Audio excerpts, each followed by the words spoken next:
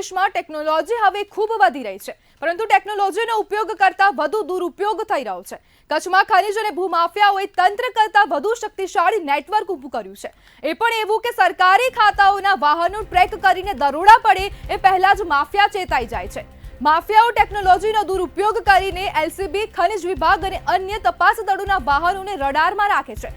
સરકારી ઓફિસમાંથી જેમ જ તેમને વાહન નીકળે તેમ જ તેનું લાઈવ ટ્રેકિંગ શરૂ થાય છે।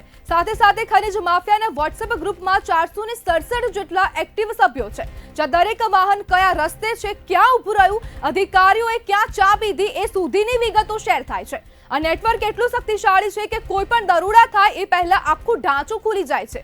આટલું જ નહીં, જેમ પોલીસ પાસે વાયરલેસ હોય છે તેમ માફિયાઓ પાસે પણ ઓડિયો મેસેજના આધારે તરત માહિતી વહેંચાઈ જાય છે।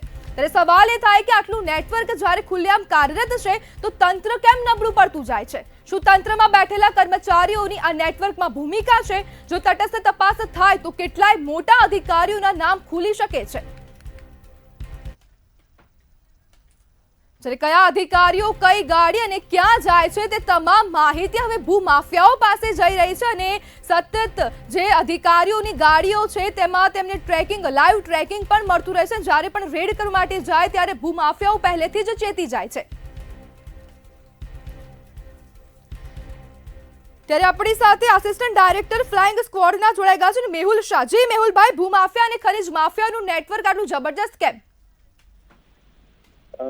જી, આ વિશે કહેવા માંગીશ કે આ જે ભૂમાફિયા, ખનીજ માફિયાઓ હોય છે એ અમારી જ્યાં સરકારી ગાડી જ્યાં રાખતા હોય અમે પાર્કિંગમાં, એની બહાર જ બેઠા રહેતા હોય છે અને જ્યારે એ સરકારી ગાડી નીકળે એટલે એમનો એક વોટ્સઅપ ગ્રુપ બનાવેલું હોય છે, એમાં મેસેજ નાખતા હોય છે। એના લીધે અમારે જ્યાં રેડ કન્ડક્ટ કરવાની હોય કે જે તે ચોરોને મેસેજ મળી જતા હોય છે।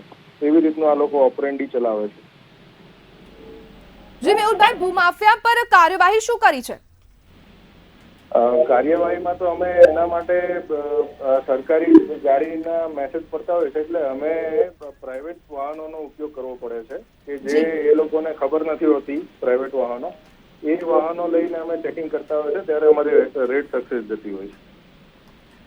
જી મેહુલભાઈ, જે સરકારી વાહન છે તે રેડ માટે નીકળે અને ઓફિસથી નીકળે ત્યારે ટ્રેકિંગ શરૂ થઈ જાય છે, આ શક્ય છે?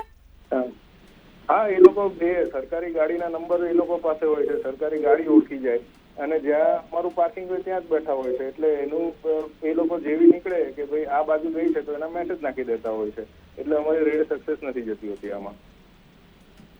જી મેહુલભાઈ, જોડાવા બદલ આપનો આભાર।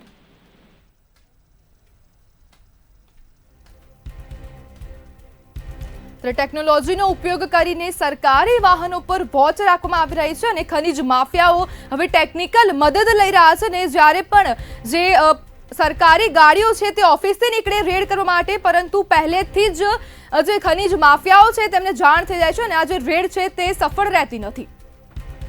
જ્યારે સરકારી વાહન ઓફિસથી નીકળે ને ત્યારથી જ લાઈવ ટ્રેકિંગ શરૂ થઈ જાય છે। ભૂમાફિયાઓ જે છે અને જે ખનીજ માફિયાઓ છે તે હવે ટેકનિકલ જે સર્વેલન્સ છે તેનું મદદ લઈ રહ્યા છે અને ક્યાંક ને ક્યાંક તંત્રની જે ટેકનિકલ સર્વેલન્સની કામગીરી છે તેને પણ પાછળ મૂકી રહ્યા છે।